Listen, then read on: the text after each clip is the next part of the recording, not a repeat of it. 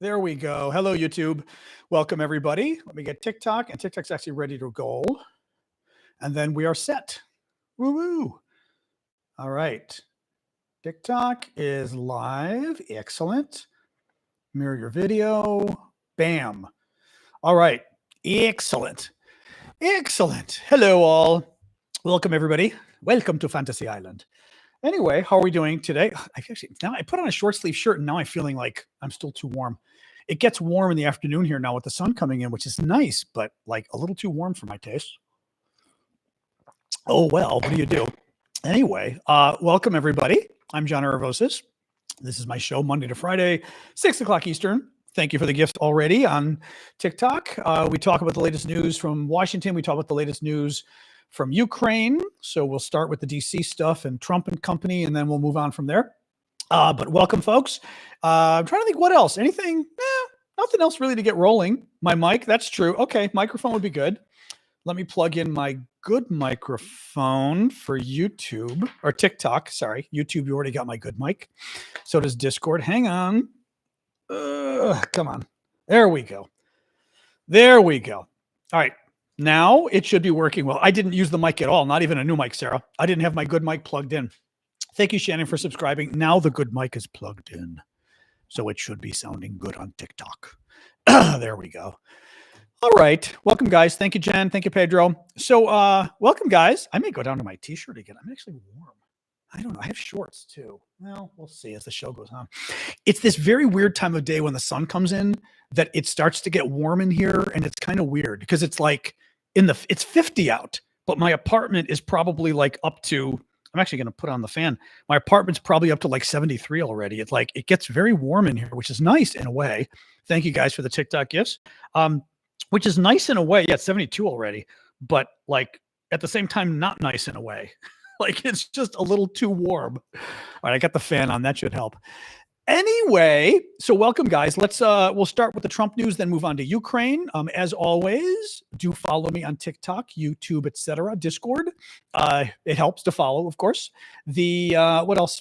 I'm trying to think what else. Oh, and the gifts, of course. I appreciate your guys' gifts. Do keep them coming. I do this for a living, just to remind folks, and your gifts help pay the bills. So thank you for that. Let's get rolling. So as always, a lot of frustrating Trump news, but you know what? It's important. We got to talk about it. So Trump today falsely claimed, and again, we'll get into why he's doing this. Trump claimed today that President Biden's pardons regarding the January 6th insurrection were illegal and fake and all this kind of stuff. Trump is lying. Trump is wrong. Big surprise. What's going on here? Okay, typical with Trump, again, he lies.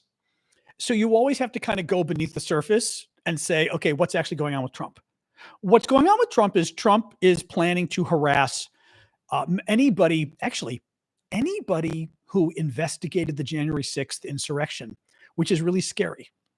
Nothing I can do about the crackling. It's interfering. You know what? Actually, kind of funny you said that. I pulled a cord out. I pulled my cord here.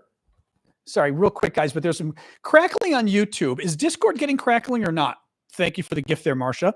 Because I've got a cord that I suspected was crackling before, and I pulled it out, and I hadn't been using it, and I'm using it today. Discord, are you guys getting it? Because it's the same cord, but just to see. No crackles. Yeah, TikTok's fine.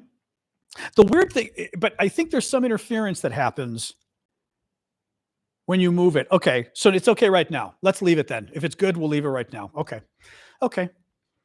TikTok has air noise. That's weird. You shouldn't be hearing a fan on here. But anyway, what do you do, guys? All right, let's move on. So Trump today claimed that President Biden's pardons surrounding January 6th are fake and they don't count. Here's what happened. President Biden was concerned that Donald Trump was going to seek revenge on anybody who tried to hold the January 6th domestic terrorists responsible.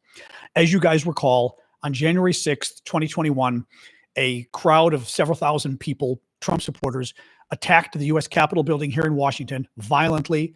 They assaulted 140 police officers. They said that they were out to lynch the vice president, Trump's vice president at the time, Mike Pence, and Donald Trump sent them there, and Donald Trump egged them on, and Donald Trump refused to call them off for hours. Trump has subsequently pardoned all 1,500 domestic terrorists who tried to overthrow our government. He defended them, he pardoned them, he glorified them, and now Trump is seeking retribution against anyone who investigated the domestic terrorists. Thank you, Marcia. Yeah, only one. Well, how many died? Several cops died, actually, as a result. Several police officers died. One of the terrorists died. They're extremely lucky that more of them didn't, because it would have been an appropriate police response had they done it, but they didn't. So the terrorists were actually very lucky. But the point here is that Trump is defending the terrorists. Trump is seeking revenge against anyone who tried to hold these domestic terrorists responsible for attacking our Capitol. And he's now threatening, and he threatened before, by the way. This is why Biden did the pardons. Remember these pardons? They were like controversial because Biden was giving pardons to members of Congress, to police officers who were there on January 6th. And he gave them pardons even though they didn't commit any crimes. And he said, just in case, because he thinks Donald Trump is going to come after them, Donald Trump announced today that he's coming after them. That's why they needed it, right? That's why they needed it. It's crazy. Absolutely crazy. Hold on. Actually, you know what? YouTube, there's nothing I can do. YouTube makes it. Anyway, bottom line is mods or whoever, tell people what's up with the crackle. There's nothing I can do about it on YouTube.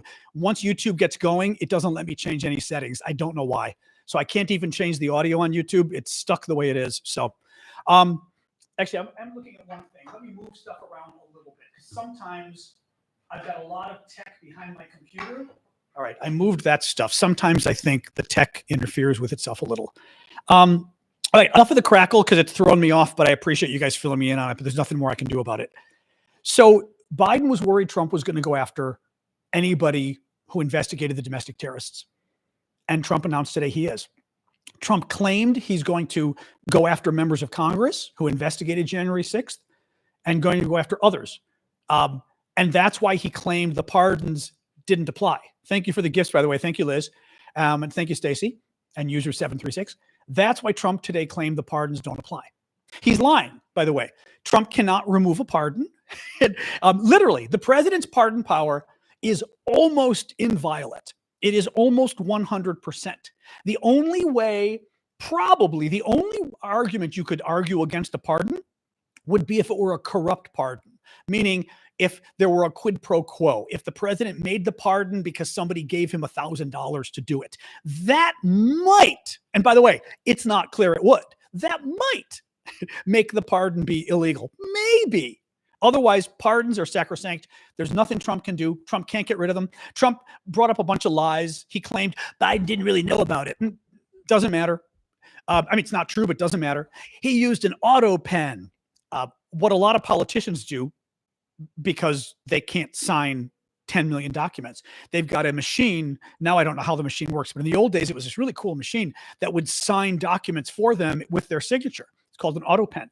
And Trump claimed Biden used an auto pen. That made it illegal. No, it didn't. Somebody pointed out today, by the way, when Trump pardoned the 1,500 domestic terrorists from January 6th, because Trump set them all out of jail free, every single signature was the same, because of course, Donald Trump didn't sign 1,500 pardons, right? I mean, we know that, right? This is not a surprise. So, any case, what's going on now is he wants to go after these folks. He wants to go after them. He wants to go after the Democrats in Congress and the Republicans in Congress who investigated the terrorists, and he wants to go after the police officers as well. What this shows, among other things, as I said, Biden was right. The pardons were necessary. Trump also this weekend, one of the other things, and again, we are entering dictator territory here. We really are. What Trump did this weekend, for example, thank you, Larissa. This weekend, Trump signed an order telling every government agency to stop doing. Let me take a step back. There's a big law firm in America called Covington and Burling. One of their clients is Jack Smith, or whatever his name was, one of the special counsels that was investigating Trump and January 6th and everything else. And the lawyer, he's their client or whatever. because, again, because he was the special counsel that investigated Trump, because he was the special counsel that investigated the January 6th insurrection, Trump is coming after him. Trump ordered the US government, every government agency, listen, check this out, to cancel any contract with a private American company that uses Covington and Burling as their law firm. I mean, this is how crazy what Trump just did.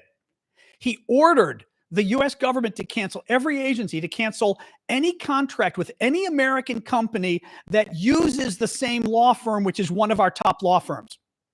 He is literally seeking revenge against private companies. He's trying to destroy them, because the message here is to tell, this is straight out of Hungary, it's straight out of Orban, it's straight out of Russia. It's to tell companies across America, the government will come after you if you do business with law firms who associate with Democrats, or law firms who associate with people who investigated the insurrection. This stuff is so dangerous, what Trump is doing. Now, it may actually be against the law. You can't, for example, I was talking to a lawyer friend today about this, and because you're talking about government contracts have to be available to everybody who's qualified, right? The government can't arbitrarily, for example, the government can't say we're not going to do contracts with black people or with gay people or whatever. Well, maybe gay people, they probably could actually, but blacks, they can't because of the Civil Rights Act, things like this. In order, the same situation for this in general.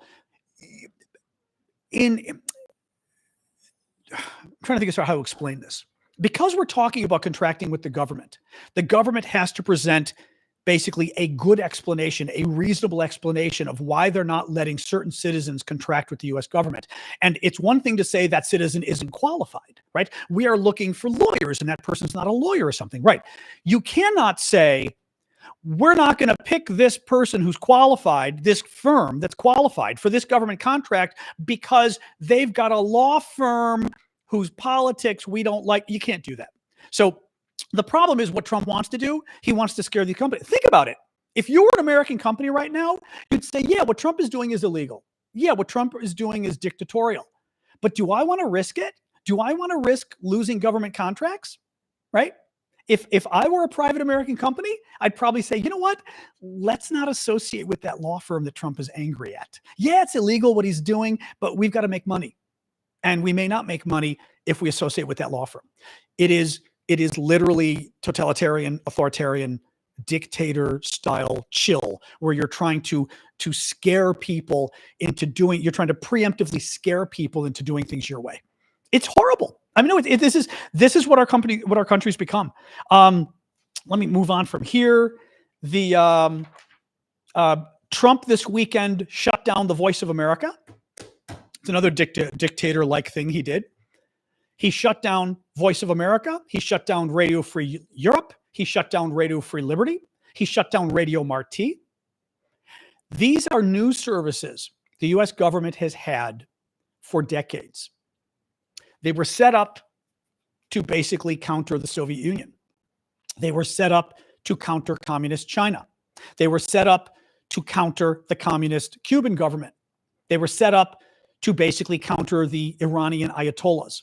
They are news services that are able to beam into countries in Eastern Europe, which is how we used it, into Russia. They're able to get by the censors and get news into countries that can't get news otherwise.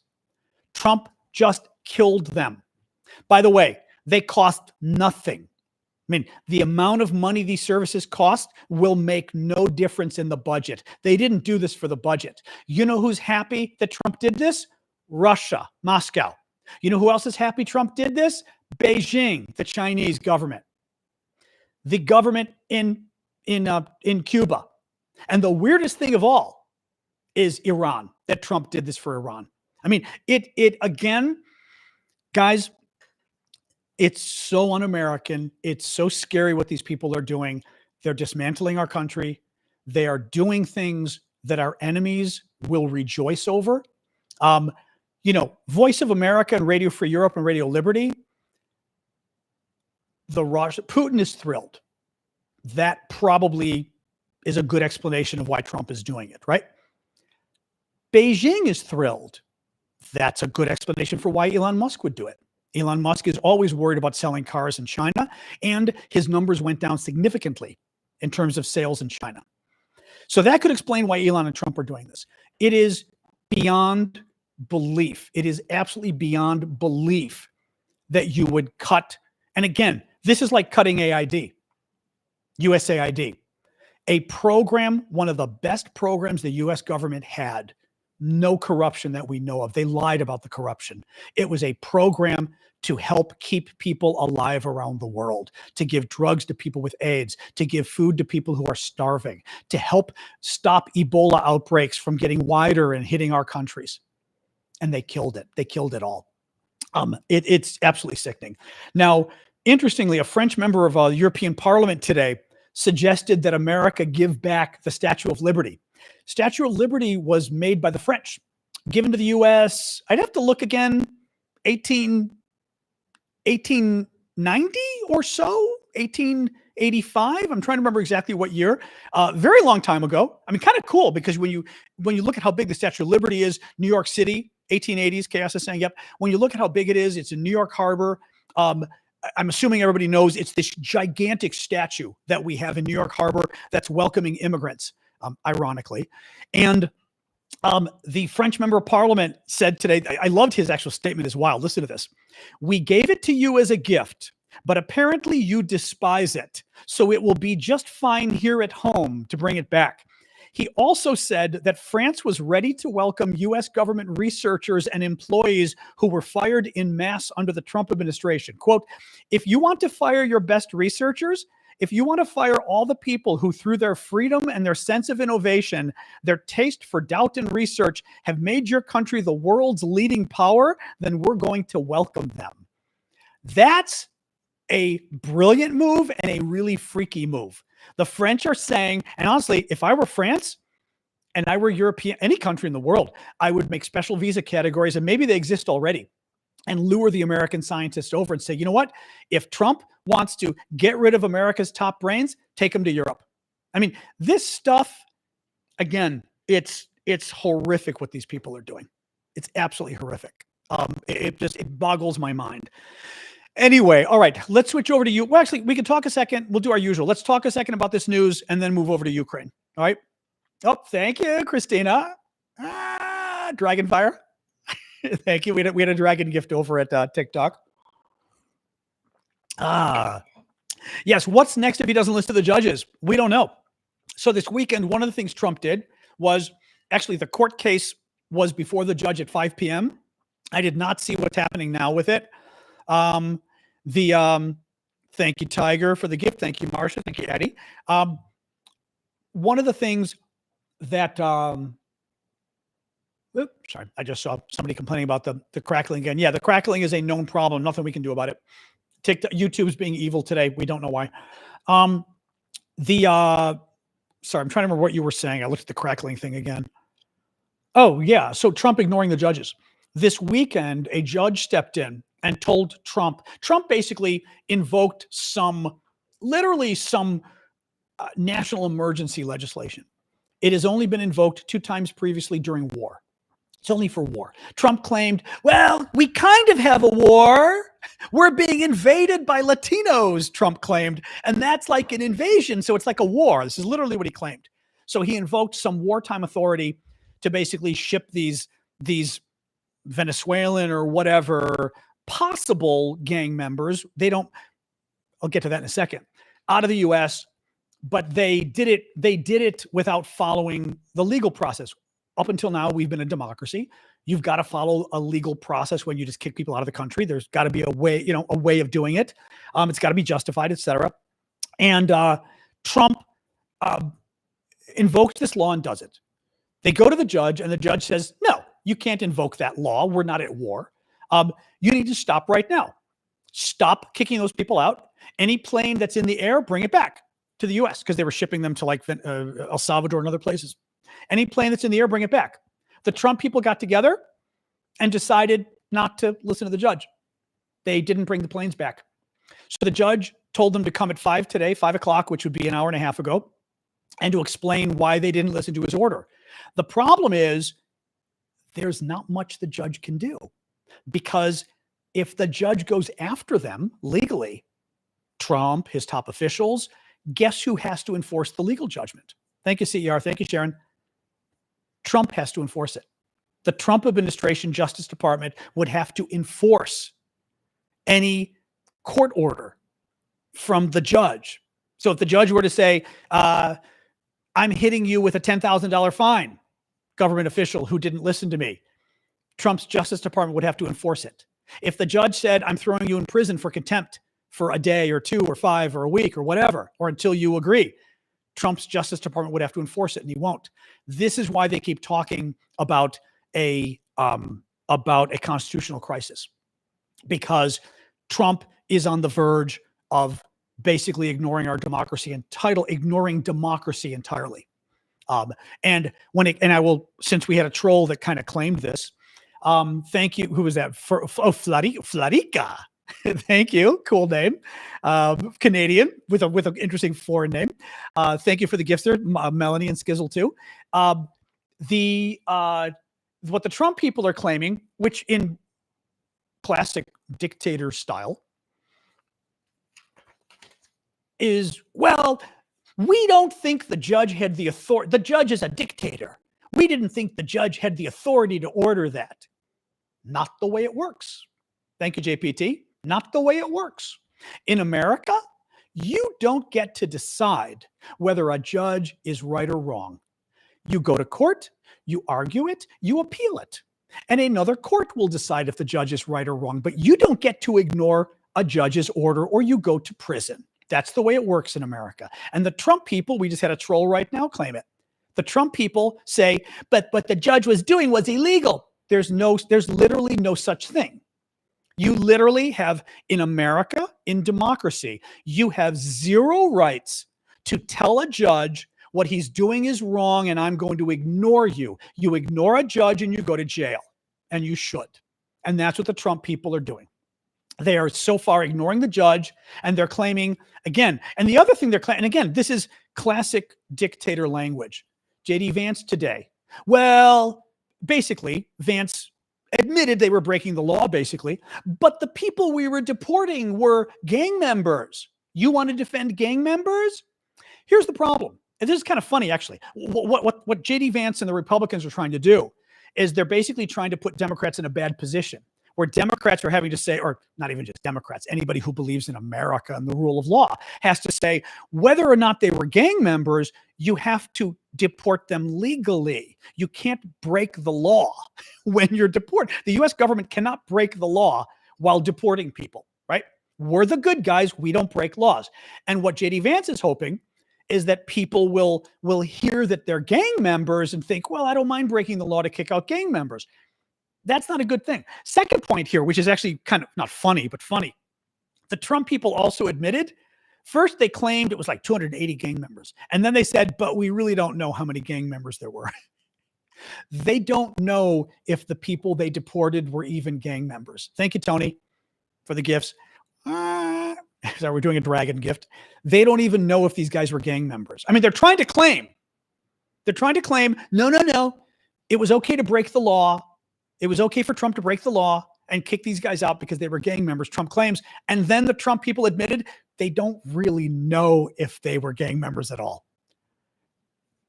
I mean, this is why you don't let governments break the law, because government breaks the law. It doesn't follow the process, and then you end up kicking out the wrong people. You end up, right, punishing people who aren't guilty. I mean, it literally was a perfect example, right? If you've got to go to court and follow the law, you have to show that the guy's a gang member. You'd have to prove to the judge, yeah, he broke the law, he violated his status here in the US, and we're going to kick him out. But they can't prove it, and they admitted they can't prove it. It's very scary. They have no idea who they deported. No, starter. They certainly, I shouldn't say no idea. They don't know. I think a lot of the people, they have no idea who they deported. Yeah. And again, you've got some Trump supporters that are okay with that. Okay. I happen to believe in democracy. I happen to believe in the rule of law. And thank you, Heather. And the reason we should believe in the rule of law is because You don't want presidents just deporting anybody they don't like, because this time it's a Republican president going after people. Next time it will be a Democratic president going after people, right? You don't want presidents saying, pardons, I don't care. I'm not going to recognize the pardon of the guy before me, because next time it's a Democrat who doesn't recognize the Republican pardons. I mean, this is the sort of basically, thank you, Mario, for the gift membership. Hilo, you got a gift membership from Milo from Mario on YouTube. Thank you, guys. From a very selfish point of view, the rule of law is about protecting us from each other, from the in the most selfish manner possible, right? Right. I protect you from getting deported illegally because I don't want to get deported illegally, right? You should join me in stopping Republican presidents from breaking the law, because next time it's a Democratic president who will break the law. And I don't want your guy breaking the law. You don't want coming after me. You don't want my guy breaking the law coming after you. It's a very simple sort of analysis. This is dangerous stuff. It's very dangerous stuff. And the other thing, by the way, the other thing Trump is doing is he's just going to harass everybody. This whole point in what Trump is doing, he can't prosecute the people who were pardoned by Biden. He can't. The pardons will stand. Thank you, Karima. The pardons will stand. But what Trump will be able to do is harass them.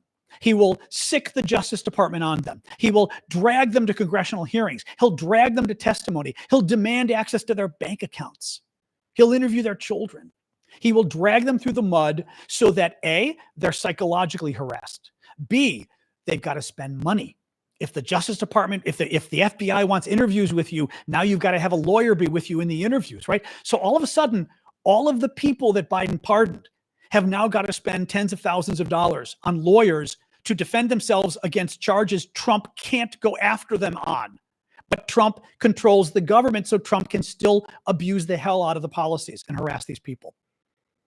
Again, do you want government to do that? Do you want Democratic governments to do that? Do you want them to ignore Trump's pardons and go after people? I mean, if that's the kind of government you want to live in, I think, honestly, that sounds more like Russia to me, or Iran.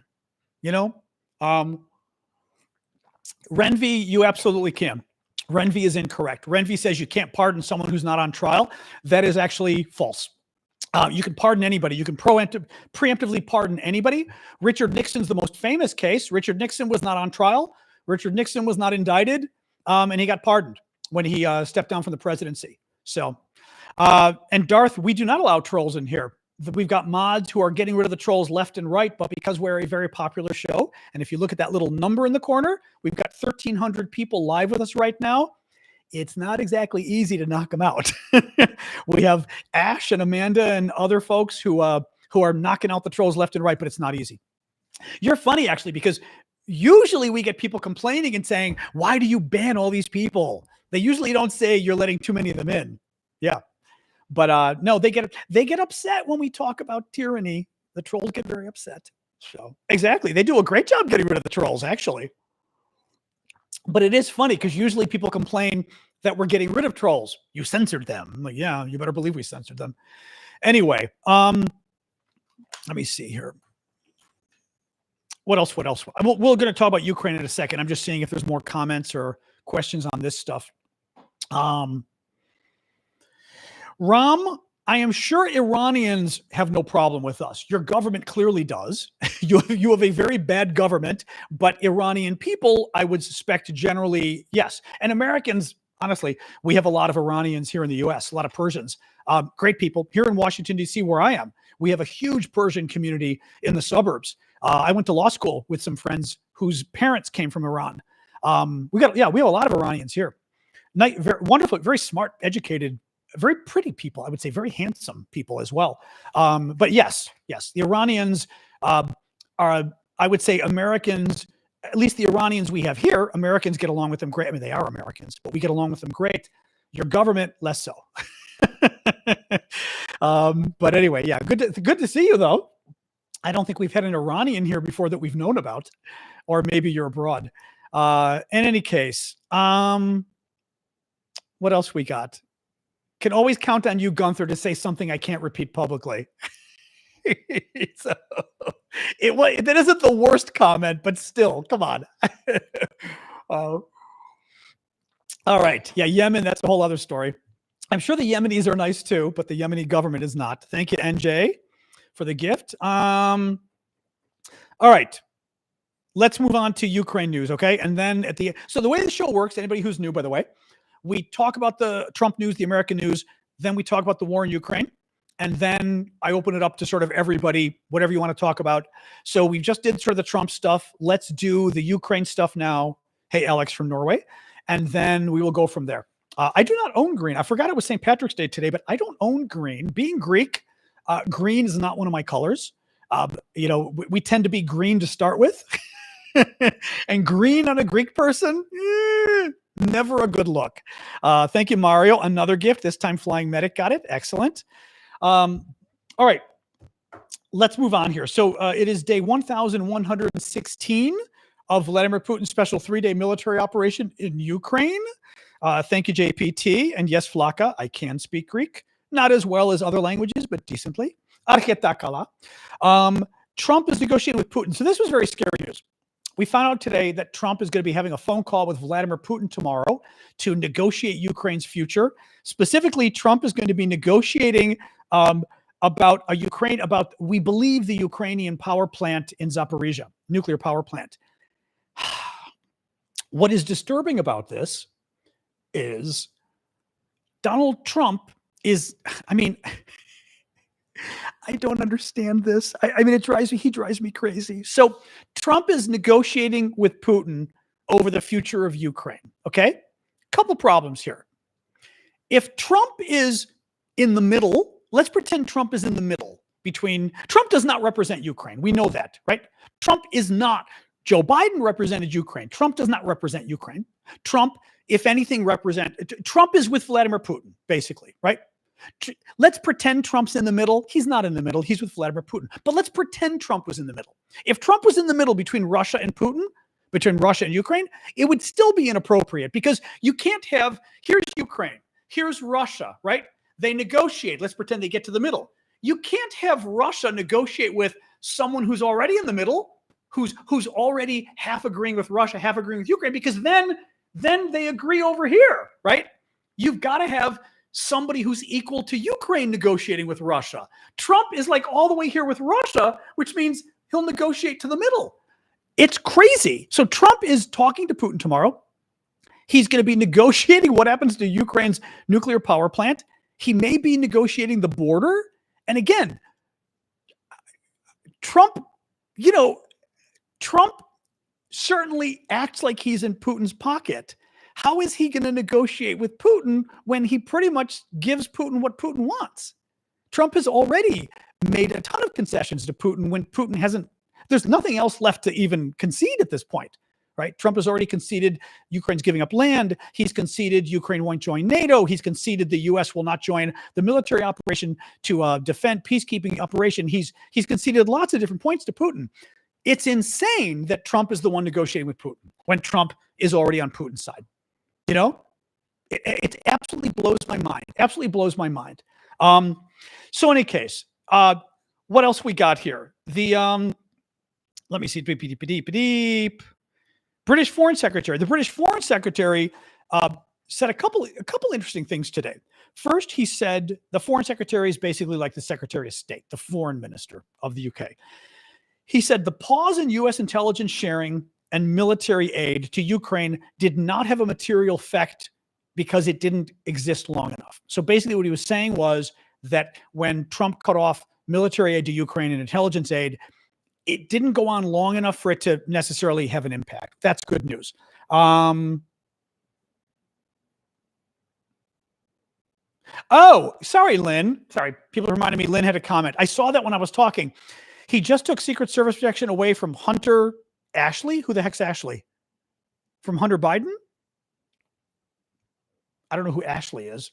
So Trump took Secret Service protection away from Hunter Biden? Of course he did. Of course he did.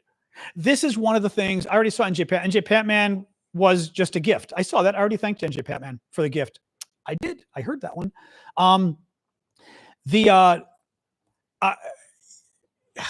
Ashley Biden, his granddaughter, he took away Secret Service protection from the granddaughter.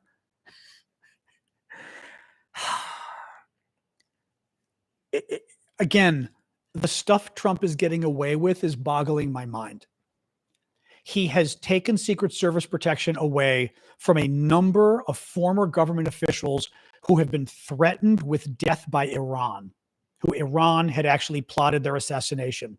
And several of these government officials worked for Donald Trump, and Trump didn't like them. So Trump took away the Secret Service protection that's trying to stop the Iranian government from killing these US government officials.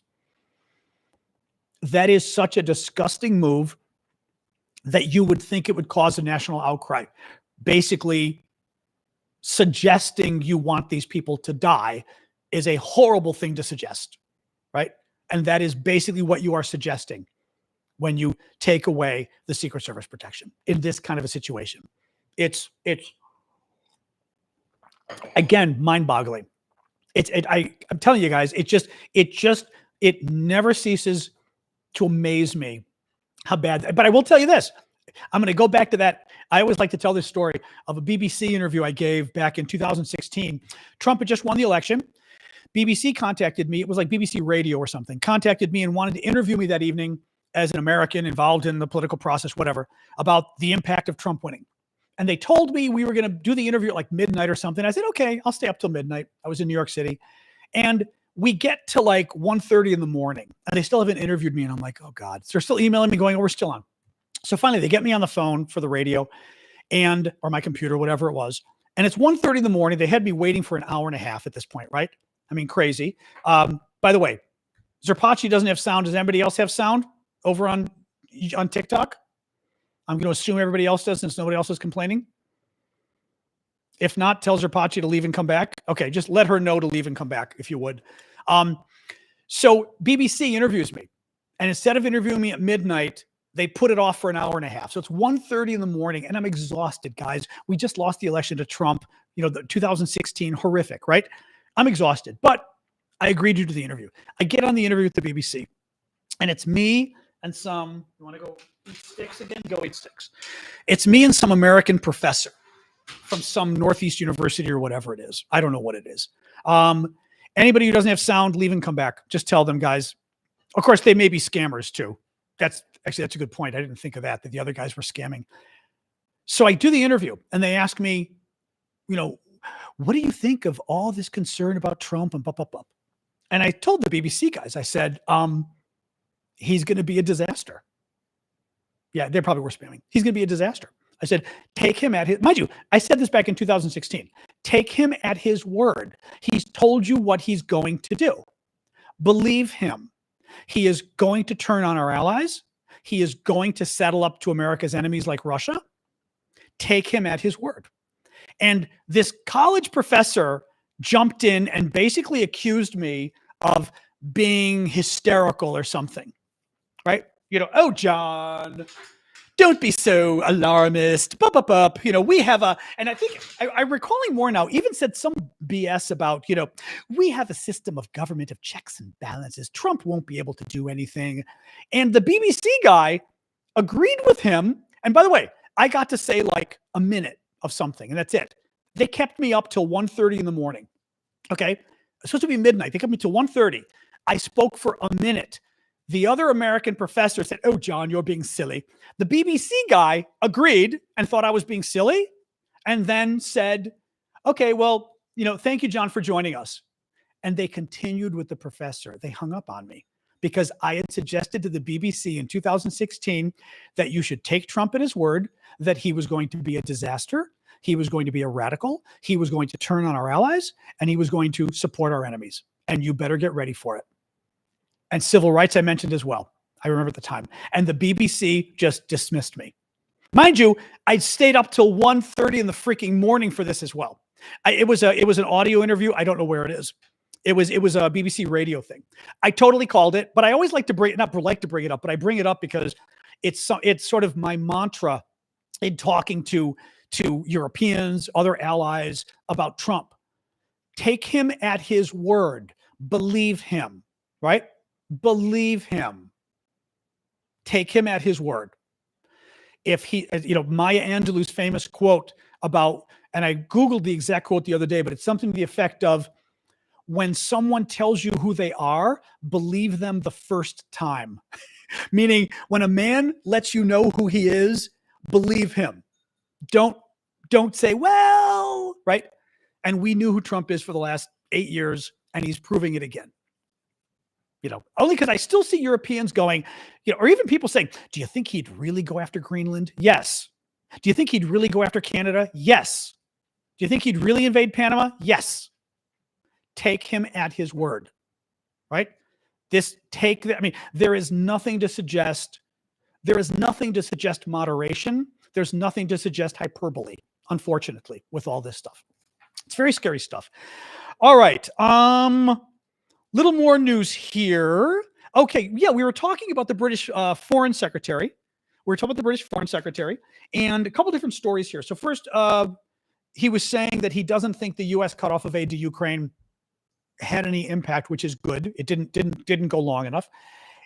He said two other things which I thought was interesting. He said, discussing the ceasefire proposal, which is the idea that NATO and other countries commit troops to basically station themselves in Ukraine to ensure the ceasefire. To basically they provide a tripwire in essence so that the Russians can't invade. Because if NATO troops are there and Russia invades, then they go to war with NATO, right? He said, the UK is prepared to consider putting British troops on the ground in Ukraine, but there must be a U.S. backstop, meaning the U.S. must somehow commit that we will come to defend those European troops if Russia invades. I don't think that's going to happen. Let me rephrase that. Not only is Donald Trump not going to send troops to Ukraine, for peacekeeping, not only is Donald Trump not going to offer to defend Europe if you get invaded, right? If Europe sends peacekeeping troops to Ukraine, the dog is playing with her toy behind me. She always cracks me up when she does that. She gets into like play mode in the middle of the show. Play mode. Not only will Trump not send U.S. troops to Ukraine for peacekeeping, not only will Trump not commit to defend European troops if the Russians were to invade Ukraine and kill European troops. You should not trust Trump if he does promise.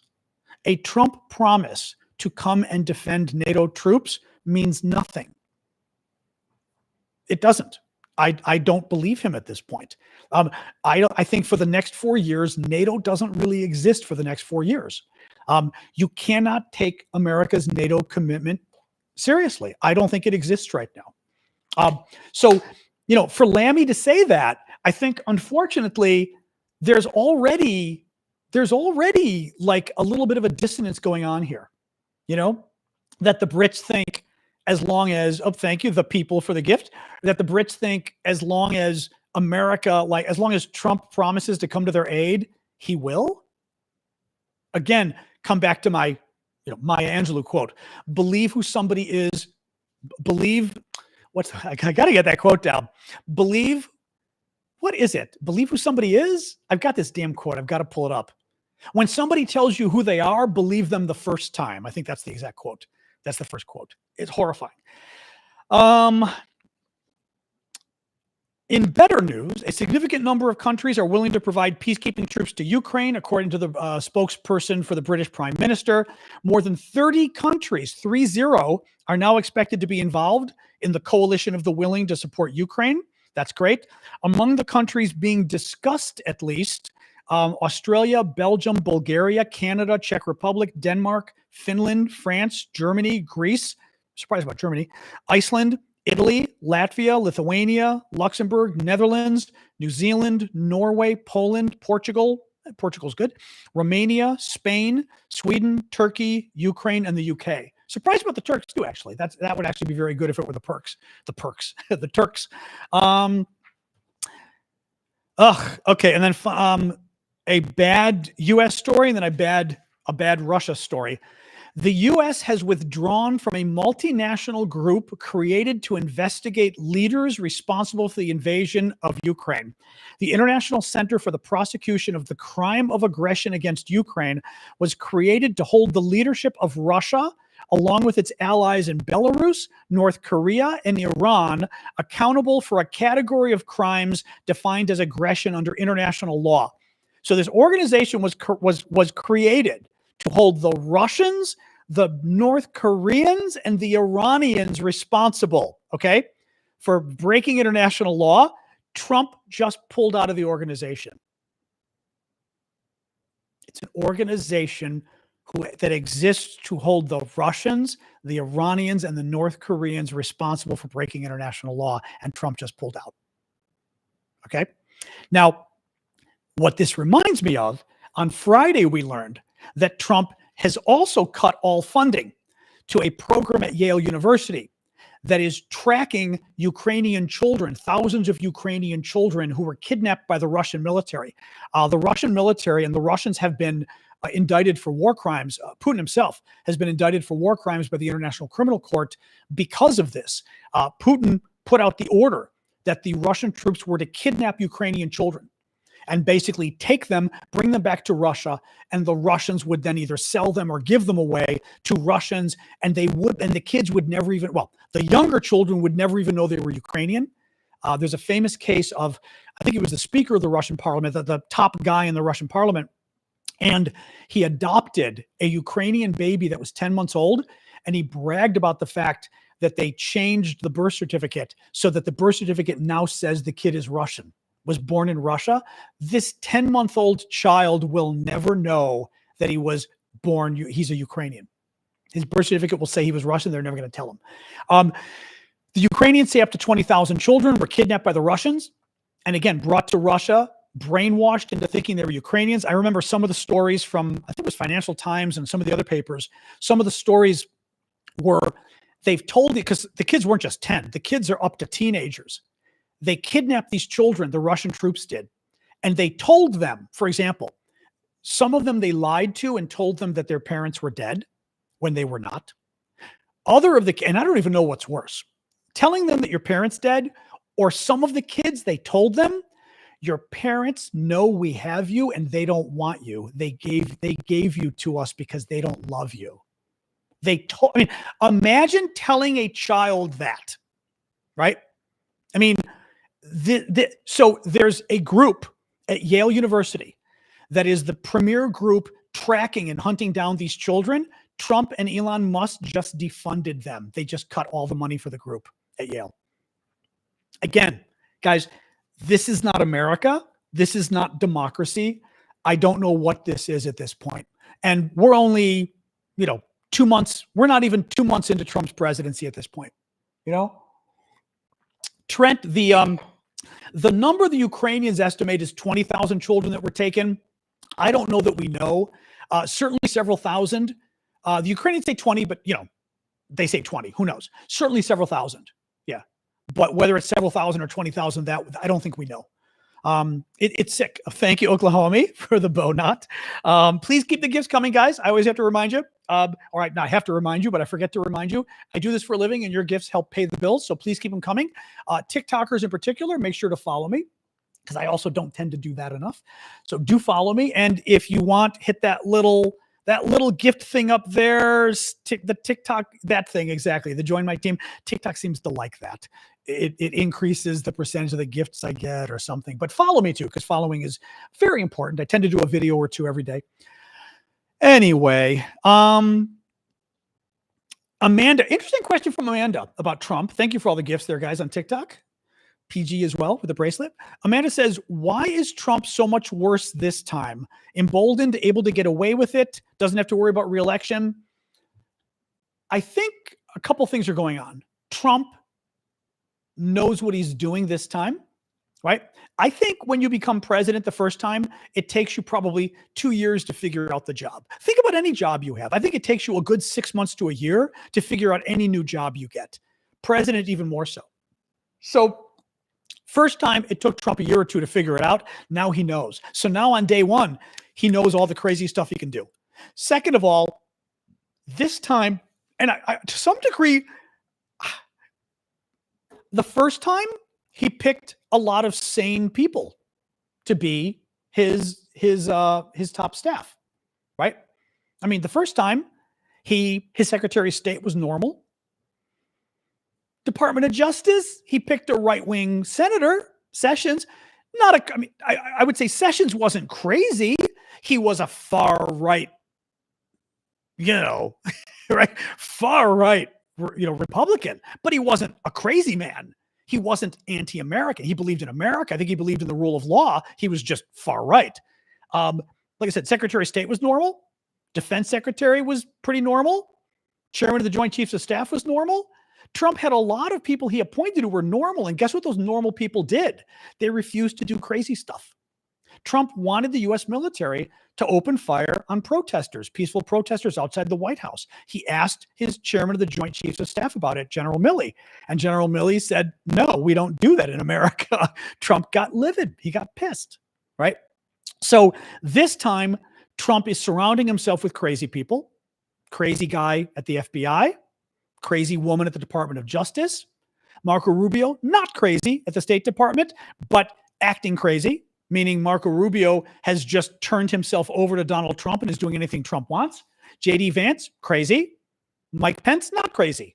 Mike Pence, far right. And again, there's a difference here, right? Mike Pence, far right religious Republican, but not crazy. Not un-American, not anti-American. Didn't support America's enemies, right? He just was far right wing. And I always have to draw this distinction, right? In politics, you're allowed to pick your staff. And I may not like it if a president picks somebody who's an extreme right wing guy or gal, but that's his choice. I'm okay with that. Even if I don't like it, he won. I don't want you appointing people who are crazy. I don't want you appointing people who are un-American, anti-American, don't believe in the rule of law, are better friends with America's enemies than America's friends, right? And that's the danger this time. This time, look at who he's got as a vice president, right? Look at who he's got at state, at defense. I mean, at Defense Department, he's got a Fox News host running the Defense Department, right? I mean, he's got a crazy activist running the FBI. So, I mean, I think what you've got, the question is, there's a chicken and egg question, because the original question was, why is Trump so much worse this time? There's a little bit of a chicken and egg. Did Trump pick the crazy people because he's more extreme this time? Or because he picked the crazy people to surround himself with, is he getting more crazy advice, or crazier advice, I should say, and it's making him more extreme? Last time, he had a lot of sane people in his orbit who were saying, Mr. President, maybe you shouldn't do that, right? This time, he's got people who are saying, oh my God, yes, let's do what you said and let's do it 10 times worse. And maybe that's, or it's both, as Michelle just said. It's probably both. But I think there is an element to Trump being even I don't know. I'm trying to figure out as well, like, why are they being, well, you know what, actually? You know what? I think there's also an element of in the sense of Trump learning the job, right? Part of what Trump learned when he was president, and then also in the 4 years after he was president, wasn't just how to do things, what levers to pull, right? He didn't just learn the job. He also learned a very dangerous thing about the job. And it's something that we all learned. He learned that he could get away with pretty much anything. That the American justice system, not just the justice system, meaning the courts and everything else, but also the sense of justice in the sense that how we hold our presidents accountable, how we ensure the president doesn't break the law, it's all basically a gentleman's agreement.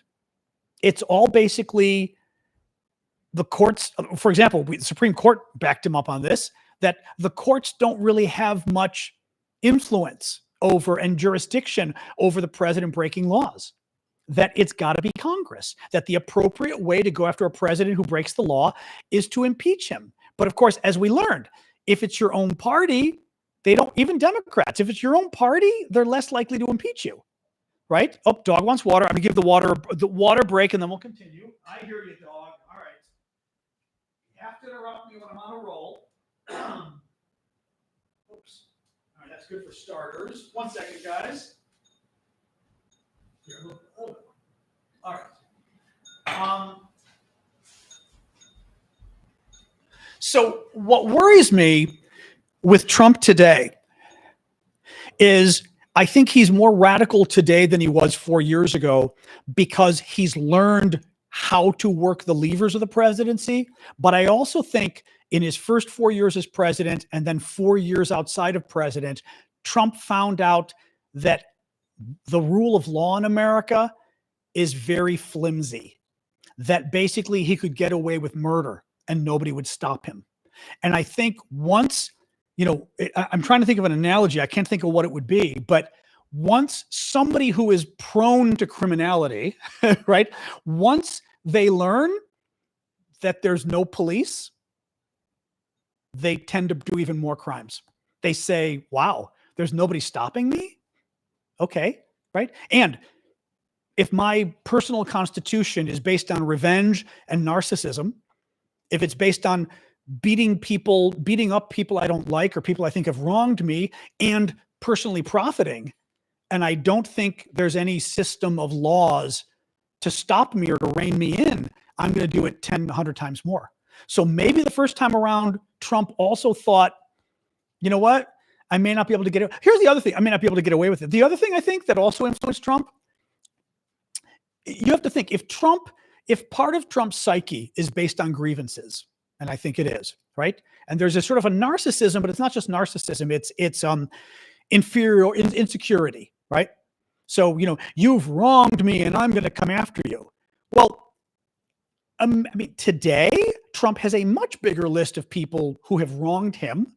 And I think there's an insecurity there that freaks him out, right? Look at the number of crimes he committed and got investigated for, right? He was indicted on I think there were 93 indictments or something or so, and they removed 7 or 8 of them. So now there's 85 indictments. If you're somebody who's paranoid and also vengeful, Trump has 10,000 more reasons to be pissed off now because of all the indictments, because of all the crimes he committed and got caught doing. So he's even more upset now, which maybe radicalized him further, right? If you're somebody who's vengeful, who then gets held account for what he did. Anyway, I don't know, guys. I really don't know. Final story I wanted to bring up. Final little thing about Russia, and then we'll open this up to everybody. The Lithuanians came forward and went public today and said, this is a crazy story too. The Russians last year set fire to an IKEA store in Vilnius, Lithuania, the capital of Lithuania. They did it as an act of terrorism. This stuff, this stuff boggles my mind. Russia has a history of committing acts of terror across Europe, also against U.S. military bases. They hired some children to set a fire at an IKEA store. The thing that gets me here is they did it. Well, Teacup saying UK. They did it in Poland too. Around the same time, there was a shopping mall in Poland that was set on fire. The thing that I don't get is, what does it get them? I honestly don't understand what it gets them. You know what I mean? How does Russia benefit from arson? Setting an IKEA store on fire, how does it benefit Russia? I don't understand. It is so crazy. It's so weird. It's so immature. It's not something a normal country would do. I maybe it creates fear. Oh, she's back. You want to play? I know you want to play, but we're not playing right now. Here, so there she is with her ball in her mouth. Wait, where are you guys? Hi. Yes. Hello. Yes. Sorry, the dog was, or not the ball. I think she's got her big purple squeaky toy. That was her squeaky toy moment. Anyway, but I think these stories, the DHL, oh my God, the DHL plane, Flying Medic just mentioned, Russia was practicing setting off bombs on DHL on flights, on basically, delivery flights, packages to within Europe. And they were going to set them off on planes going to Canada and America and basically risk blowing up these planes. Mind you, these planes aren't just DHL flights. I should say DHL packages, which are like FedEx, UPS kind of packages. These packages don't just go on postal flights. They go on commercial flights too. So there was a real risk that the bombs Russia was putting on these planes could have gone on civilian aircraft and gone off over the Atlantic. there is something not quite right. And I bring these stories up just because I think it's important when trying to figure out the Russians, when trying to figure out what motivates them as a government, to be aware of how crazy these stories are of what they do. There is something just not quite right about the Russian government and its decision making. Anyway. Anyway, all right. That's it for the news. Let's hang out. This is the part we hang out. So whatever you want to talk about, I'm going to lower my camera as I do at this point so I can relax a little bit more. Oops. 1 second here. Oops. There we go. That's a little better. Now I can sit back and relax. Oh, well, correct. You don't try to figure out evil. That's funny. LA Word just said, you don't try to figure out evil. It's actually funny. It reminds me, I may have told you guys this before. I was in a class in undergrad, a Shakespeare class. We took my final year of school. It was an English writing major, and it was a class about Shakespeare. And we were talking about King Lear. And I don't remember the story of King Lear very well anymore, but I do know he kind of went crazy, or he was crazy, and he turned on one of his daughters. And I remember the discussion in class, and the teacher was asking us, and it was kind of a funny, it was an interesting discussion, because she was asking us, why did King Lear do what he did? And we were all like, he's crazy. We said, yeah, but she was, yeah, but there had to be some motivation or something. And basically, we were all kind of stymied because what King Lear did didn't make sense. And especially going after his daughter. Yeah, Timothy, exactly. You, Timothy Lear. What he did in going after his daughter didn't make sense. And what she said to us was, and maybe it was a bit, I don't know if the word's not axiomatic, when you sort of answer a question with the same question, but I thought it was still interesting. And she said, you can't understand it because it's crazy and you're not crazy. That basically he was mad. And his decisions wouldn't be logical. It was just an interesting thing to me, but it got me thinking of some of this Russia stuff. And I don't think the Russian government's crazy, but I do think there is a thought process there in the things they do, such as these acts of terrorism across Europe, that are not the kind of things other sane countries do. They're not the kind of things developed countries do. And it's something to keep in mind, Anyway. All right. What else, guys? The JFK files. I don't think there's any news on the JFK files, is there? I don't think so. Oh, yeah, I did see that, Allison. So the White House press secretary made some obnoxious comment about France today and said, the French are lucky. If it wasn't for us, they'd be speaking German. And it was great because this French professor I follow, this French or not even professor, international relations expert, responded to her and said, if it wasn't for the U.S., you'd be a British colony. Because most Americans don't know that, thank you for the gift there, Annie. Keep the gifts coming, guys. Most Americans do not know that the French were instrumental in supporting us in the American Revolution against the Brits. And I mean, they played a hugely important role in us winning the revolution against the Brits. So I thought it was a beautiful response from the French, from her saying, you'd be speaking German if it wasn't for us, to them saying, yeah, and you'd be a colony of the Queen today if it wasn't for us. It's just, again, it's part of the obnoxiousness, whatever. Whatever. Whatever. Anyway. What else? Everyone's now discussing France and the French and the revolution. Anything else with the FDA and measles and stuff? I don't quite recall. Eggs. What else we got? What other news? King, whatever. King, queen, it's the same thing. Break down the legal ways to end a presidency term early. I mean, impeaching him or invoking the 25th Amendment, which means the cabinet decides he's crazy. His cabinet's not going to decide he's crazy. They're as crazy as he is. And the Republican Congress isn't going to impeach him. That's pretty much it for all I know. I don't think there's any other legal way of removing a president. Not that I can recall. That's pretty much it. So, we're talking legal ways. Yeah, I mean, it's very bad. It's very bad. What else we got? What else we got? Yes, Gunther is not Canadian. He's just a big francophile like me. Francophone and a francophile. You're welcome, Signs. What else? Nothing new with Arlington that I know of. I talked about that on Friday, I'm pretty sure, right? I think I did. Yeah.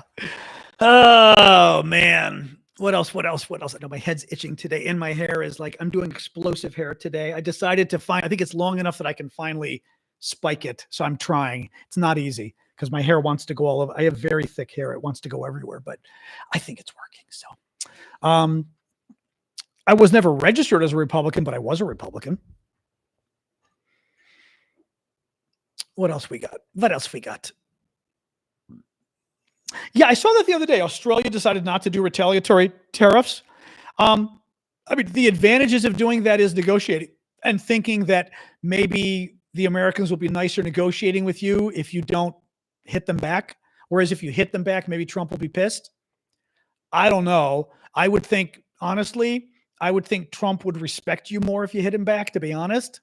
Trump would probably think you're kind of a wimp if you didn't fight back, but who knows? I mean, but that's my guess as to sort of, what's up with why he did that. Yeah. Or why the Australians did that. Somebody else did that too. It's the Australians and somebody else I remember reading last week did not retaliate, but I can't recall. So what else?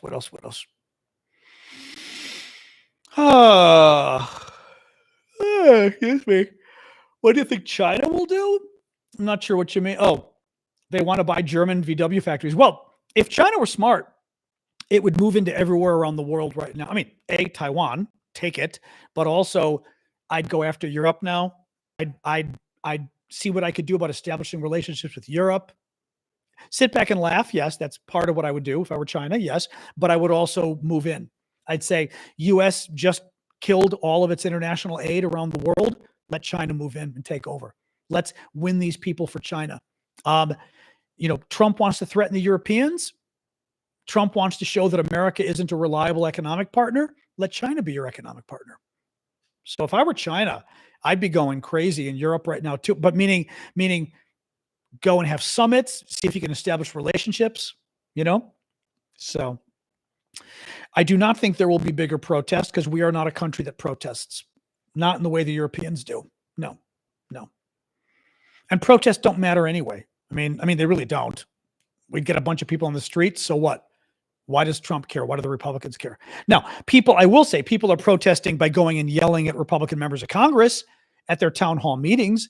Those are very effective. Those have always been I worked in Congress, very effective. I mean, I remember my boss, a senator at one point, and he blamed me, which was funny. He comes up to me and goes, I got yelled in the airport back home by somebody upset about one of your issues. And I was like, okay. like, first of all, they're not, of course I couldn't say this. They're not my issues. They're your issues. The only thing I do is promote what you tell me to promote. So if they're mad because of your position, not mine. But it pissed him off that somebody approached him in the airport and yelled at him because they don't like that. They don't like going to town hall meetings and getting yelled at. They don't like getting yelled at in public. So I would say even more important than turning out on the streets is turning out in public and showing up at their town halls and giving them a piece of your mind. And when you see them at restaurants and you see them on the street, giving them a piece of your mind. That is very important with members of Congress. Oh, is it UK the other one, Arctic? Okay, yeah, UK is the other country that didn't retaliate. I remember it was a couple big countries that surprised me that they didn't retaliate on Trump's tariffs. UK was the other one then, yeah. I think they figured they're going to try to, negotiate and work it out kind of thing. So,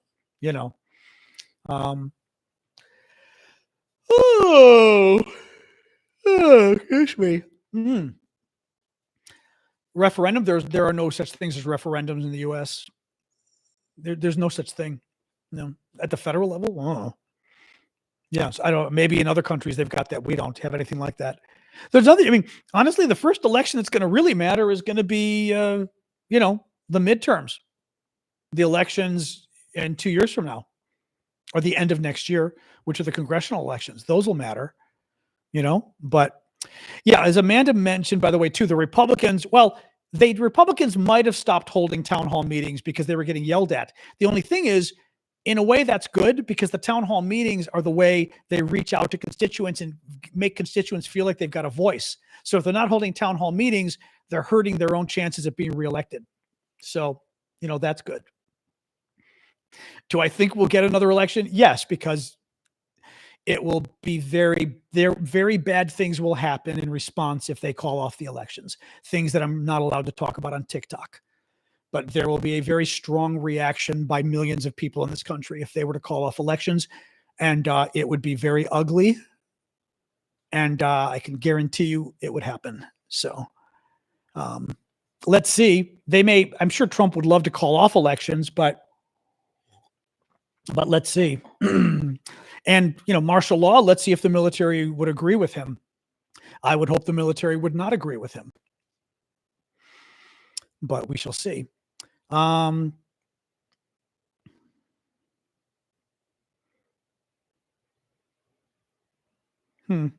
that's interesting. Huh.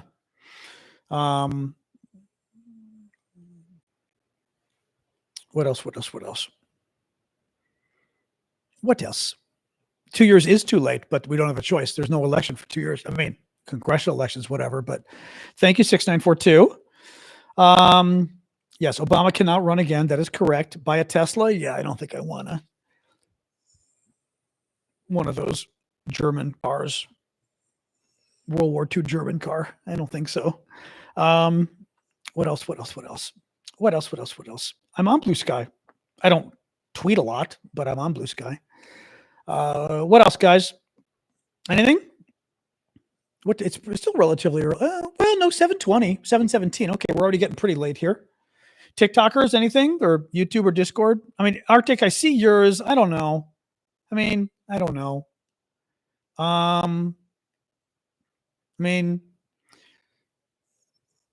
Who is that? Thank you, Eddie. No, Arctic Legacy was just noting that the Canadian Prime Minister went on a day trip to Paris and London and did a press conference with Macron in Paris, but didn't do one with the British Prime Minister.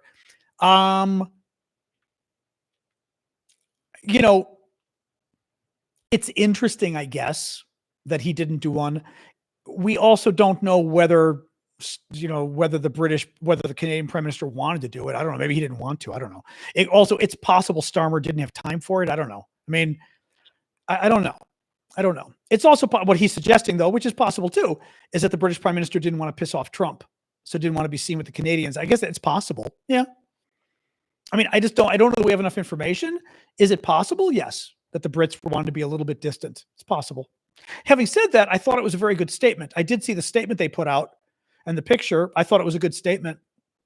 I didn't know that they didn't do the press conference. So that's interesting. He had a meeting with the king. That's good. You're going for a walk at 12:17 a.m. I can tell you don't live in America because we don't go for walks at 12:17 a.m. unless we want to end our lives because it's not safe in most parts of this country. What do I think is the possibility of Russia going through Ukraine and annexing Moldova? They want to. The only problem is I think going through Ukraine is not going to be easy, right? They didn't get as much territory as they wanted, so that could be kind of difficult. But Russia is already causing trouble in Moldova. There was a story in the last week on this. They were doing more sort of attacks on democracy there. But, if they can, I think they're going to go after Moldova. Moldova is a small country next to Ukraine, sort of southwest between Ukraine and Romania, that the Russians basically want to control and probably want to own, just like they want to own Ukraine. What else? Good. The new Canadian Prime Minister said a couple hours ago that Trump's comments about Canada being the 51st state have to stop before we sit down with the Americans. Good. Again, the only way is to stand up to the guy. The only way. You stand up to him. F-22 orders, I don't know what that's about. I know about F-35s with Portugal.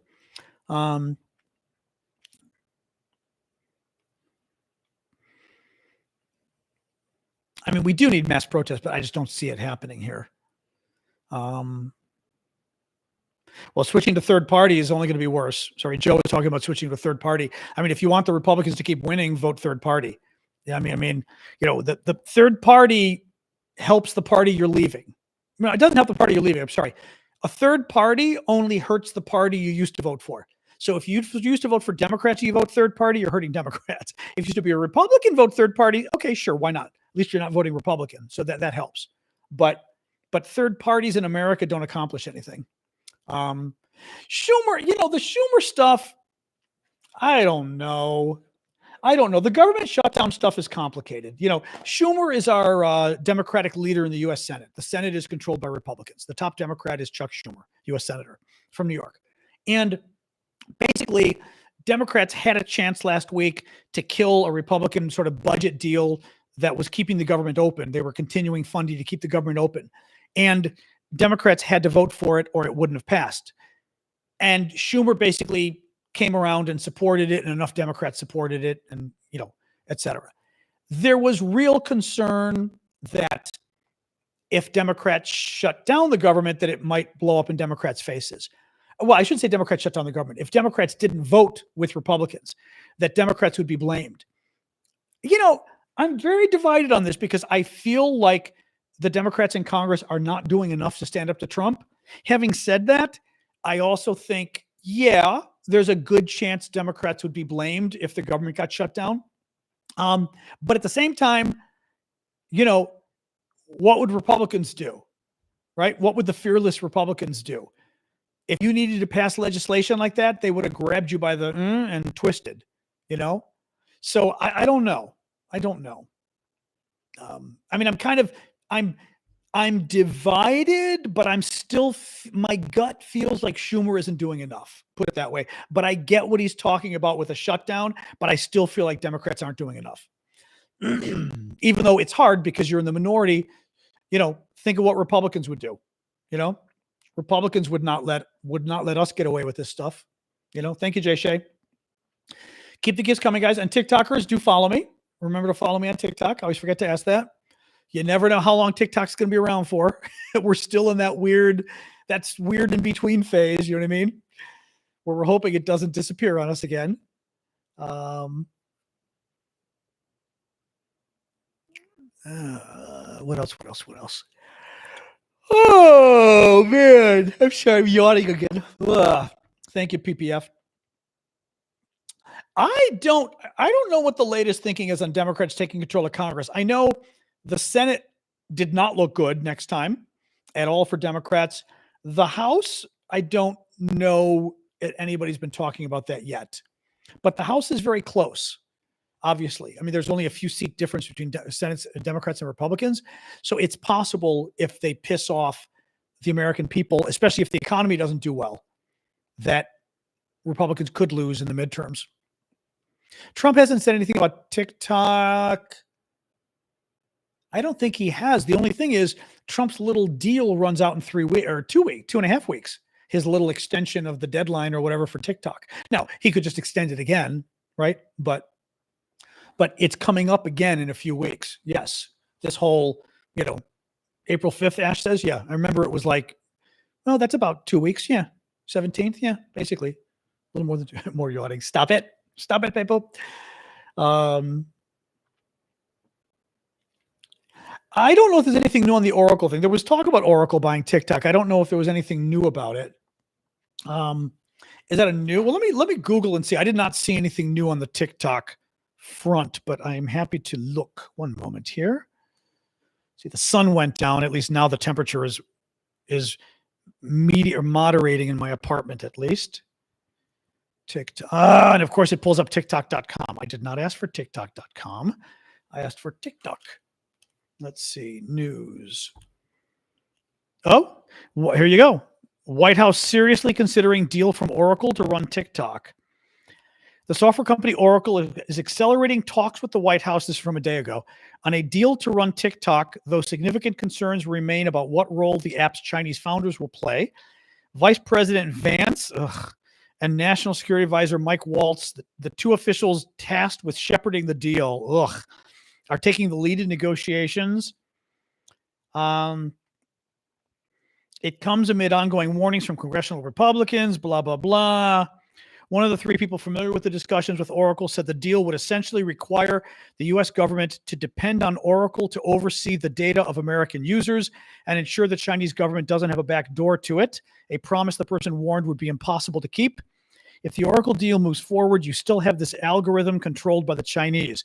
That means all you are doing is saying trust Oracle to disseminate the data and guarantee there's no back door. If, for instance, the algorithm isn't entirely rebuilt by its U.S. owner, or if TikTok's Beijing-based parent firm ByteDance retains a role in its operations, it could retain vulnerabilities that could be exploited by the Chinese government. Okay, well, interesting. The tech-focused outlet The Information reported Thursday, so last week, that Oracle is a leading contender to run TikTok, with ByteDance preferring it for the role. So ByteDance likes Oracle. ByteDance is the Chinese parent company of TikTok. I had not seen that. Okay. Interesting. I'm trying. Okay. Yeesh. Larry Ellison of Oracle is a longtime Trump supporter. That's a little scary. Well, again, as long as he's not crazy, I don't care if Larry Ellison is a Trump supporter as long as he's not crazy. That's the difference, right? If he's not going to play games like Elon does, then fine. It still scares me a little bit. You're going to have two big Trump supporters running the two big apps in America, TikTok and Twitter. But man, yeah, that's my concern. Exactly, is they start censoring stuff or whatever. But again, Ellison may not. I don't know well enough whether Ellison is as crazy. I've never heard anything suggesting Ellison was crazy. So, let's see. Interesting. I did not know that, though. Sasha wandering off. Yes. She was wandering around. But you can hear the tick of her nails.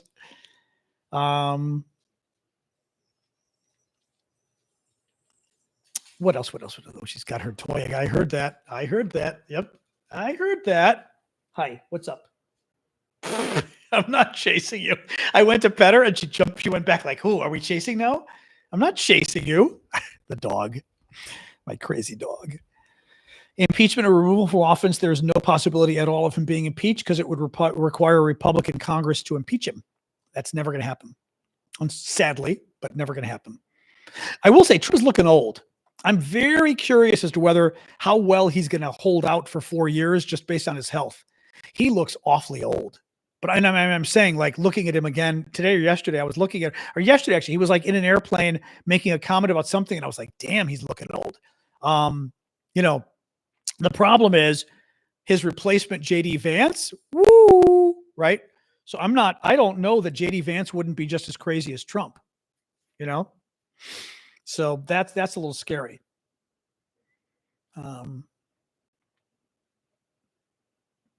She is a cutie. Yes, she is. Thank you, Maeve. What else, guys? We don't have to drag this out. We're actually heading towards an hour and a half. I may end soon anyway. We're at an hour and 28 minutes. So, I didn't see that. What happened with Doge and the Institute of Peace? Oh God, the Institute of Peace is a very cool building here in town, near the State Department. It's glass and very pretty. God, what did they do? Let me see. Oh, geez. Hold on. My computer is pulling up something else here. 1 second here. Wow. Okay. Breaking news an hour ago. U.S. Institute of Peace says Doge broke into its building. Employees of Elon Musk's Department of Government Efficiency have entered the U.S. Institute of Peace despite protests from the nonprofit that it is not part of the executive branch and is instead an independent agency. The organization's CEO said Doge has broken into our building. Police cars were outside. They called the police. The Doge workers gained access to the building after several unsuccessful attempts Monday and after having been turned away on Friday. Woo! It was not immediately clear what the staffers were doing or looking for at the building. President Trump targeted the organization and others in an executive order to shrink their staff. Interesting. Doge has expressed interest in the Institute of Peace for weeks, but has been rebuffed by lawyers who argued that the Institute's status protected it from the kind of reorganization that is occurring in the agencies. On Friday, Doge members arrived. Listen to that. These people, I mean, this is so freaking scary. On Friday, Doge members arrived with 2 FBI agents. Why do you need FBI agents? What, they came with muscle? Like, are you kidding me? Who left after the Institute's lawyer told them of the U.S. Institute for Peace's private and independent status. Ooh, wow. I'm glad they called the cops, though. Good for them. They called the police and said somebody broke into our building. Good for them. No, this is scary stuff, guys. This is very scary stuff. I think there's a 0% chance that JD Vance and the cabinet are going to get rid of Trump. 0. 0. I mean, I wouldn't mind. Vance is terrible, but who knows? Vance is terrible, but Vance doesn't have Trump's charisma. I think Vance would be hated. Republicans wouldn't like him. People in the middle wouldn't like him. So, but yes, the FBI is now run by bad people. So that would not be a good thing. Vance will be the nominee in 2028. I'm not convinced. Vance will want to be the nominee in 2028 when Trump can't run again. But I don't think he's a very good politician, and I don't think people like him. This Institute of Peace is located right next to the State Department, Washington, D.C., near the Lincoln Memorial. I mean, Google the Lincoln Memorial, look a little bit north, it's right there. North and only half a block east. You'll see it. It's near, maybe a block east. It's near the State Department. Google it. Very pretty building, glass and stuff. But anyway. But yeah, I think Vance, exactly what Amanda just said, Vance isn't Teflon. I think Vance Trump, there's this whole, iography about like, oh my God, he's a god, right? Vance, nobody likes him. I mean, I think Vance doesn't exude, right? Vance doesn't have this support base of, oh my God, we love him. He's so, right? Trump has got this cult base. Vance does not. And right, Vance is a joke. Trump's not a joke on the internet. Vance is a joke on the internet. So yeah, I mean, Vance would be very dangerous because he's smart and he's just as radical as Trump. But, I'm not convinced. I think Vance might have a hard time governing. Senators will turn out, because also too, like, would Vance control Trump's base? Trump controls the base, so he scares everybody. I'm going to come after you with the base. Could Vance do that? I don't know. So anyway. All right, guys. Any last things? Otherwise, we'll call it quits. We've been doing this for an hour and a half. When does this nightmare end? 4 years. Maybe 2 years if we can get back part of the Congress. I mean, it's terrible. No, this is just incredibly dangerous what's happening. Again, every country out there, prepare for the worst. Man, it's very bad. Oh, la, la, la, la, la, la. All right. We don't have 2 years, but we don't have a choice. 2 years is what we got. So thank you, Randy Fred. Here's the problem. Actually, Baxter asked a good question. Why is it a bad thing to look for fraud and waste? It's not. It's a bad thing to break the law. It's a bad thing to cut agencies that you don't like for political reasons and pretend like you're cutting fraud and waste. I don't like people who lie to you. And Trump and Elon Musk lied to you. They claimed they shut down USAID, which was all U.S. international aid. They stopped it all. They claimed they did it for waste and abuse. They lied. All the waste and abuse they claimed got disproven. They claimed USAID was giving millions of dollars of aid money to a newspaper. They were newspaper subscriptions. They weren't giving aid money to it. Literally, but they claimed this.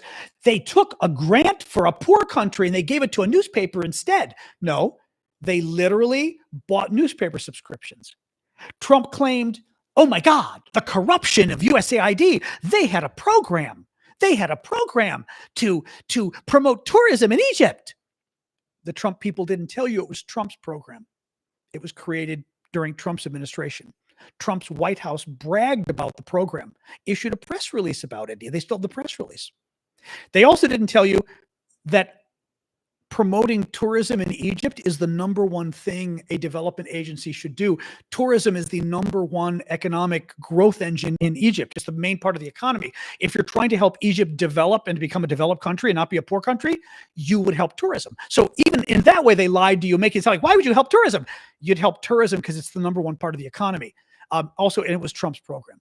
Again, they lied, they lied, they lied. And they told you it was cutting waste and abuse, and it's not. Here's the other problem. If you're trying to cut waste and abuse, do you go after the big waste and abuse or the little waste and abuse? If you're trying to cut waste and abuse and cut the deficit, you go after the big stuff.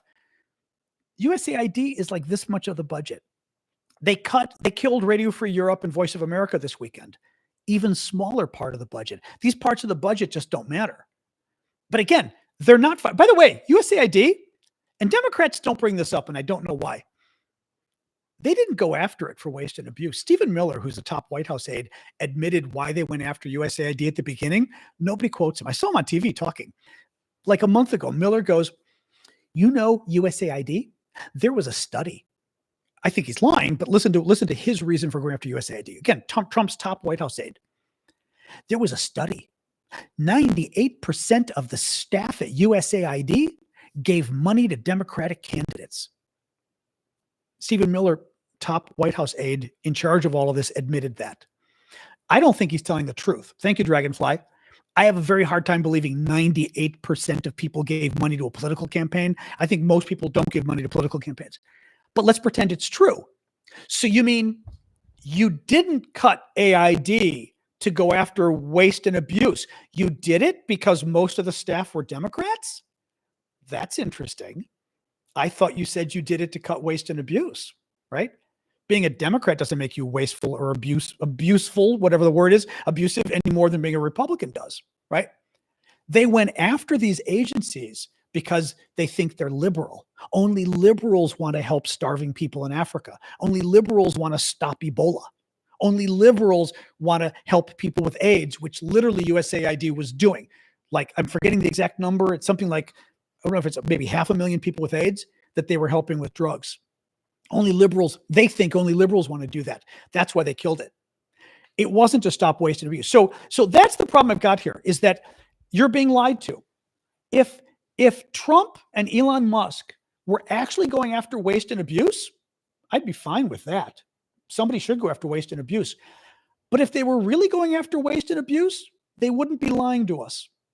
They wouldn't be shutting down USAID. By the way, Trump, I just read something to you about U.S. Institute of Peace. Trump issued an executive order saying all of these agencies need to basically kill 20% of their staff. That's not cutting aid, waste, and abuse. You didn't identify that 20% of the staff was wasteful. He just simply wants to kill the staff because he thinks they're liberal organizations. So that's my problem, is they haven't proven waste and abuse. They lied. Elon just lied about the waste and abuse. By the way, Elon also lied about the amount of money he cut. Elon's website that he set up for Doge had all this money they claimed they saved. They've had to remove most of it. The top 5 budget cutting items that they claimed the most money from are now gone because they got caught lying. All the contracts that Elon killed, we now know didn't save money at all, because you can't kill a contract. You can't pull out of a contract. They canceled leases, government leases going for the next year, leasing, because our government lease is built. We don't own everything. We lease office space and stuff like that. Elon Musk canceled the leases. Well, I got news for you. What do you think happens when you have a lease for a year and you say, I'm not going to pay? They go to court and you have to pay anyway. You don't get to just break a lease, even if you're Elon Musk. So all of this money is money that we're going to pay anyway, but we're losing the office space. So we're not going to get the office space. We're going to still have to pay for it. We're not going to get all these employees they fired. The judges are now having the employees come back with back pay. But these employees haven't been working for the last month because Elon fired them. But he wasn't allowed to fire them. So these employees are getting paid not to work. That's why the latest estimate showed that the amount of money spent by our government went up like 3 or 4% in the last month. It didn't actually go down.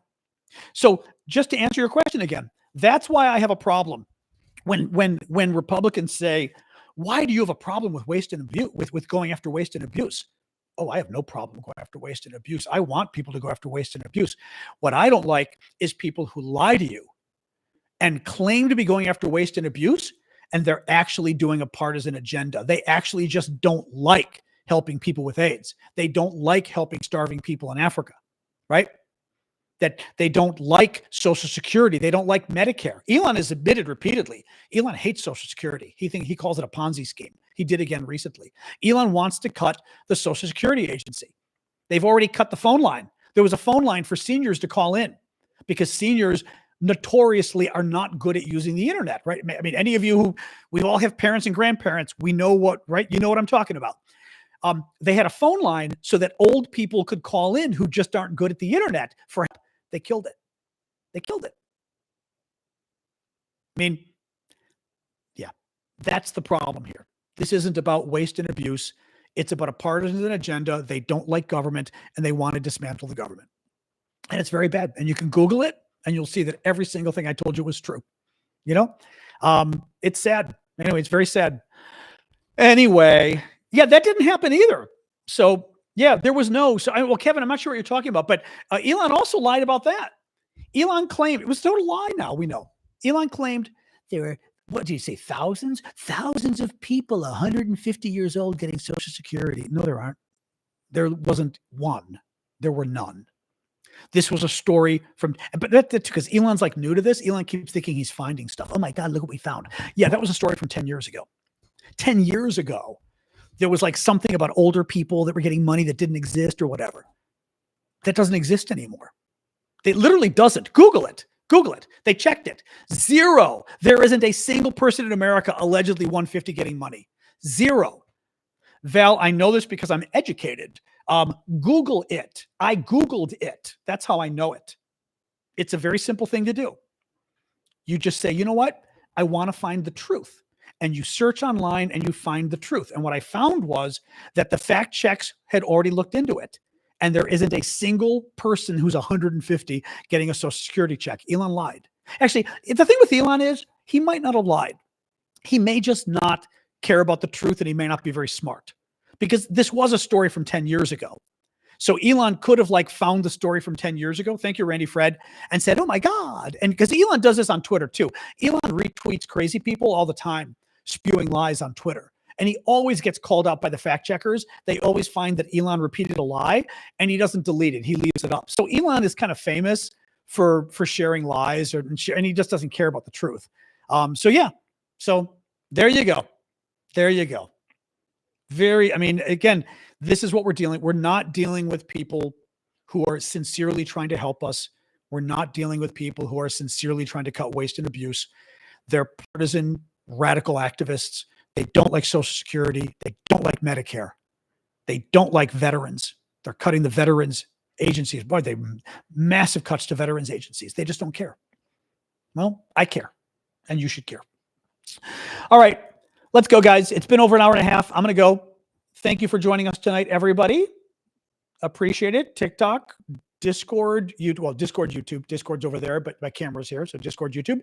Thank you for the gifts, guys. Thanks for following me on TikTok, YouTube as well. Discord, you're already there. And yeah, so let's call it quits. Good night, Jens. And I will see the rest of you, not the rest of you, I'll see all of you tomorrow. I'm here every Monday to Friday, 6 o'clock Eastern time, US. So follow me on TikTok so you don't forget to join me tomorrow. I also do a video or two every day, that I try to put up on TikTok and YouTube. I don't always manage YouTube, but I try YouTube. I did one today, but I wanted to do more, but I didn't get to it, but it's okay. Anyway. Oh, that's right. There was the guy they cut off of Social Security, you mean? Is that what you mean, Kevin? No, that is true. Elon Musk actually cut a guy off of Social Security who was legitimately on Social Security. They thought he was a fraud or something, and they cut off his Social Security money. That's what you were talking about, Kevin, I think, right? Sorry. Okay. I wasn't sure. I was like, I thought you were talking about a scammer, and I'm like an 80-year-old scammer. Yeah. It was a story from this weekend. Oh my God. Yeah, they cut off the poor guy's Social Security. So, by the way, anybody, I should have told you guys, but anybody from abroad, Social Security is the federal retirement system. It's the federal retirement pension that we all pitch in with our paychecks. Every paycheck, there's a certain percentage from when you're a kid to when you retire, certain percentage that has to go to Social Security. Thank you, JPT. And then when we retire, we get, a couple $1,000s a month if we're lucky, who knows. And they cut some guy off that they claimed was a scammer or dead or something, and he was a real guy, and they cut off his money. And like for a lot of people, Social Security, a lot of seniors, this is their money. They can't afford to lose this, to have the money cut off. They live paycheck to paycheck or check to check, so to speak, in their retirement. Yeah. Oh, sorry. I didn't realize that you were talking about Kevin. Yeah, I did see that story. That was a crazy story. Yeah, absolutely crazy. Well, again, this is what happens when you have unqualified people doing this stuff, like Elon, Oh, is that what it was? Kevin says they claimed he was dead and made bank pay back payment. Oh, oh, they claimed he was dead and they took $5,000 out of his bank. Oh my God. Oh, I saw the story, but I hadn't read it. Oh my God. Oh, $5,000. Jesus Christ. No, that would be my God, to anybody, honestly, any of us. If I had, I don't think I've even, no, I do have 5,000 in my bank because it's what I use to pay my bills every month. So it's like, going down as we speak. But if you took that $5,000 out of my bank, there'd be no other money in my bank. Like that would be it. I can't even imagine if you're retired and they took 5,000 out of your bank account. Oh my God. Wow. Wow. Wow. That's wild. Oh, you got him. Good job, Ash. I was going to get him too. Good job. Anyway, well, that's a crazy story. Jesus Christ. All right. I'm going to go, guys. Thank you for joining us. We'll see you all tomorrow. Good job, Ash. Thank you, Amanda, Blue, and everybody else, all the mods. Appreciate it. All right. See you guys tomorrow. All right. Let's see. Discord. I'll start first with y'all. One moment here. It always takes me a minute to get all of this. Hang on. There we go. Such a pain. Ugh, hold on. Still trying to do this. There we go. Okay. All right. All right. Discord is done. YouTube, see ya. Wouldn't want to be ya. All right. YouTube. And then TikTok.